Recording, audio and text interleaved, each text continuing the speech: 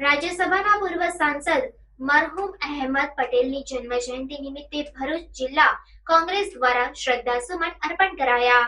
અંકલેશ્વરના નાનકડા એવા પીરામણ ગામથી પાર્લામેન્ટ સુધીની સફર સર કરનાર ભરૂચના પનોતા પુત્ર, રાજ્યસભાના પૂર્વ સાંસદ અને કોંગ્રેસના અગ્રીમ હરોળના નેતા મરહુમ અહેમદ પટેલની 75મી જન્મજયંતિ નિમિત્તે ભરૂચ જિલ્લા કોંગ્રેસ કાર્યાલય ખાતે કાર્યક્રમ યોજાયો હતો, જેમાં આગેવાનો અને કાર્યકરોએ અહેમદ પટેલને પુષ્પાંજલિ અર્પણ કરી હતી. આ કાર્યક્રમમાં ભરૂચ જિલ્લા કોંગ્રેસના પ્રમુખ રાજેન્દ્રસિંહ રણા, અહેમદ પટેલના પુત્રી મુમતાઝ પટેલ, શહેર કોંગ્રેસના પ્રમુખ હરેશ પરમાર, કોંગ્રેસના પૂર્વ પ્રમુખ પરિમલસિંહ રણા, પ્રભુદાસ મકવાણા, જિલ્લા કોંગ્રેસના પ્રવક્તા નાઝુ ફળવાલા સહિતના આગેવાનો અને કાર્યકરો મોટી સંખ્યામાં ઉપસ્થિત રહ્યા હતા.